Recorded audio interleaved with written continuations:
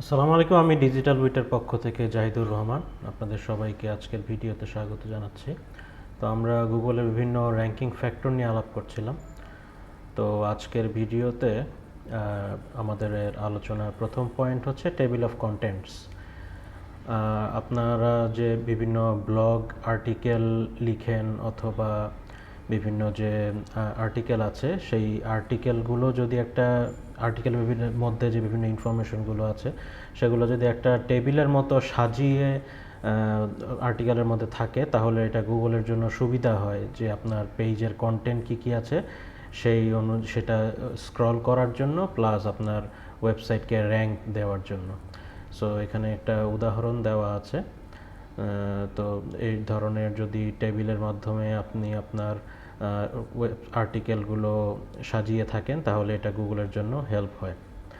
এরপরে আছে LSI keyword অথবা latent semantic indexing keyword in the content, মানে আপনার কন্টেন্টের মধ্যে যদি এলএসআই কিওয়ার্ডগুলো থাকে। এলএসআই কিওয়ার্ড কি আশা করি আপনারা জানেন, মেইন কিওয়ার্ডের আশেপাশে বা কিছুটা এক্সটেনশন নিয়ে যেই কিওয়ার্ডগুলো থাকে সেগুলো হচ্ছে এলএসআই কিওয়ার্ড।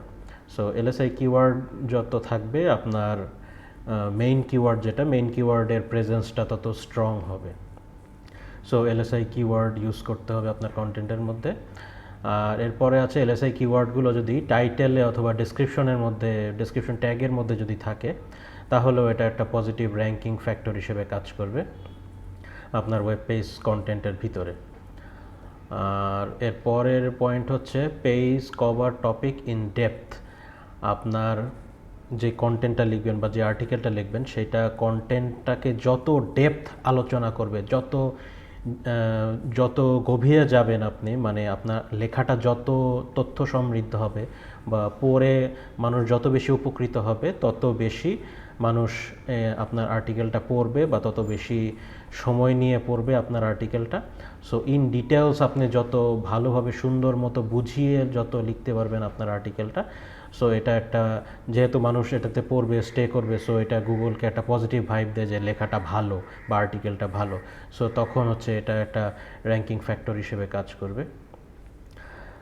এর পরের পয়েন্টটা হচ্ছে পেজ লোডিং স্পিড বা এইচটিএমএল। সো আপনার পেজ লোডিং হইতে যত ফাস্ট লোডিং হবে এইচটিএমএল এর মাধ্যমে তত হচ্ছে এটা একটা পজিটিভ র্যাঙ্কিং ফ্যাক্টর হিসেবে গুগল কাউন্ট করবে, গুগল অথবা বিং যেই হোক না কেন।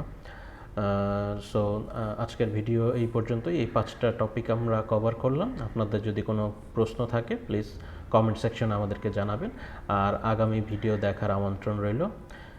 Thank you. আসসালামু আলাইকুম।